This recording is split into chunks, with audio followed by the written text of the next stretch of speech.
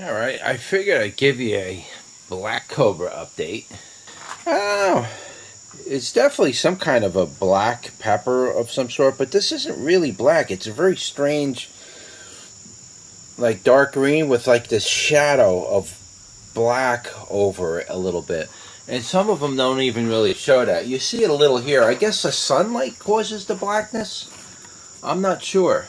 Getting a little taller, and it's the plant's growing behavior, just so you could kind of see what to expect when you grow it.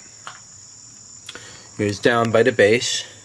It's a very thick stem at the base. This plant, if you probably grew it outside by itself, this plant would probably get quite large. This thing would probably grow like a tree in its native country. Here's another look at the stem. Alright, this is up by the node. Very soft. Very, very soft. It's like a it just for the stem itself would be a very interesting ornamental plant or a nice plant to grow. It's just very unique looking. It's almost like coral or something. Just incredibly beautiful.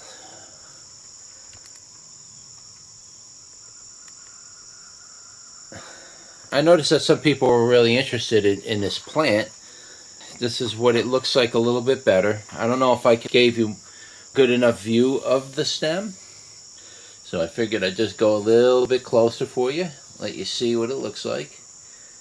See how the fur kind of runs right up the stem of the pepper itself? It's just unique. I find that really fascinating. It's not like any plant I've ever grown before, in the pepper world anyways. But what I will say is it's a very aggressive plant. It's very, very aggressive. It grows, this thing wants to grow is really tall. It's only this tall because it's in a small pot. But if you were to grow this thing by itself, I would probably say 5-6 foot you potentially could get out of this thing. Everything's right and you do everything good for it and all. Yeah, this thing could become a gigantic plant. I don't know if I should bring this indoors, this one. It's just, I could. I just got so many other things to bring in. But if you guys really want to see what it looks like if I attempt to winter it over, maybe I'll bring it in for you guys. Specifically that want to see its nature, how it winters over, things like that. You just comment below that you would want to see this one brought in for the winter, and I'll do it. If I don't get any comments, I'm just not going to do it, because I really don't want to do it, because I got a lot of other stuff to bring in, and that is a chore.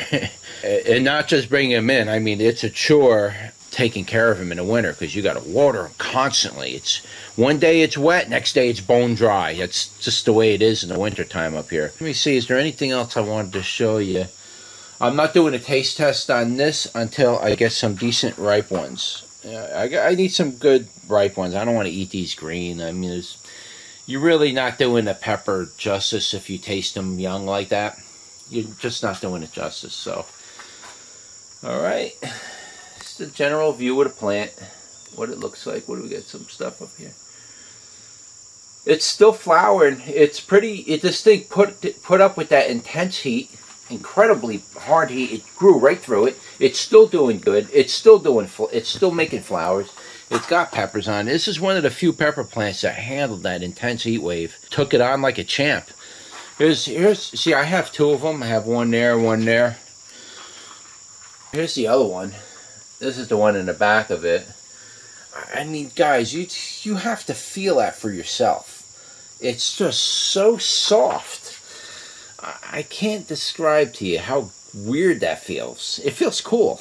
It just does. It just really, really does. Probably the most furry-stemmed pepper plant out of all the peppers I grow. This one is the king of fur peppers. Furry plants. Furry leaves, furry peppers. That's not a pepper leaf. That's this thing. This thing's falling over. Look at all these. Alright, so hope you enjoyed the video, and I will see you on the next one.